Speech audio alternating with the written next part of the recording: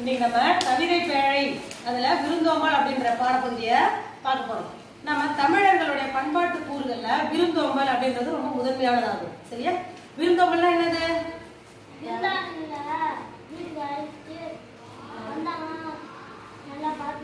Very good. நம்ம வீட்டுக்கு விருந்தினர்கள் வந்தா நம்ம எப்படி உபசரிக்கணும் அப்படின்றத நம்ம இப்ப பார்க்கலாம்.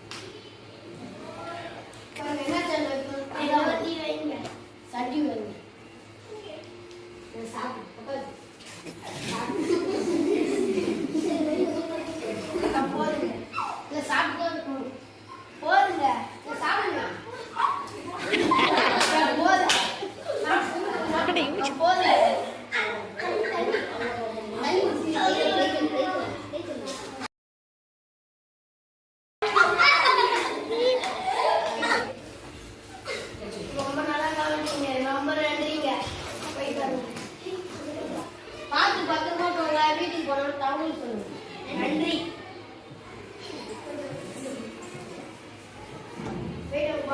மாறியொன்று இன்றி வரந்திருந்த காலத்தும் பாரி மடமகன் பான்மகற்கு நீருளையுள் பொன் திறந்து கொண்டு புகாவாக நல்கினால் ஒன்றுரா முன்றிலோ இல். மழை இல்லாம வறட்சி நிலவன காலத்துல பாரி மன்னனுடைய மகள்கள் அங்கவை சங்கவை அவங்க 2 பேர் இருந்தாங்க. அவங்கள்ட்ட பாணர்கள் வந்து இறந்து நிக்கிறாங்க. ஏதாவது கொடுங்க அப்படின்னு சொல்லிட்டு நிக்கிறாங்க. இந்த பாரி மகளிர் என்ன பண்றாங்கன்னா உலை நீரில் பொன்னிட்டு அந்த பொண்ணெடுத்து அவங்களுக்கு இப்படி கொடுக்கறதுனால பொருள் இல்லாத வீடே இல்லை அப்படின்னு சொல்லிட்டு சொல்றாங்க. அந்த லைன் கடைசி ஒன்றுரா முன்றிலோ இல் அப்படின்னா ஒன்றுமே இல்லாத வீடு எதுவுமே இல்லவே கிடையாது அப்படின்னு சொல்லிட்டு சொல்லிருக்காங்க. சரி, உலை நீரில் பொன்னிட்டு பொன் அப்ப எல்லார் வீட்லயுமே என்ன இருக்கும்? நகை இருக்கும், பணம் இருக்கும், எல்லாமே இருக்கும். எந்த பொருளுமே இல்லாத வீடே இல்லைன்ற நிலைமை தான் அந்த காலத்துல இருந்திருக்கு இல்லையா? இதுல என்ன அப்படின்னு பாத்தீங்கன்னா நெல்லு மூட்டை நிறைய இருக்கும் இல்லையா வீட்டுல, அந்த மாதிரி மூட்டை கணக்குல இவங்கள்ட்ட அவங்கள்ட்ட என்ன இருந்திருக்குது? நகரட்டு, பொண்ணு, தங்கம், வைரம் எல்லாம் வச்சிருந்துருக்காங்க.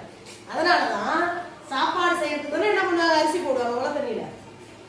அத அரிசி மாதிரி அவ்வளவு நகைகள் வச்சிருக்காங்கன்றதுனாலதான் இதை இப்படி சொல்றாங்க. அரிசி எவ்வளவு இருக்கும், டெய்லி சாப்பாடு செய்வோம் இல்லையா, அந்த அளவுக்கு தங்க நகைகளா குமிச்சு வச்சிருக்காங்க. அப்படி வச்சிருக்கிறதுனாலதான் வர்றவங்கள்ட்ட ஃபுல்லா வாரி வழங்குறாங்க. இந்த பாடல் எழுதினவரை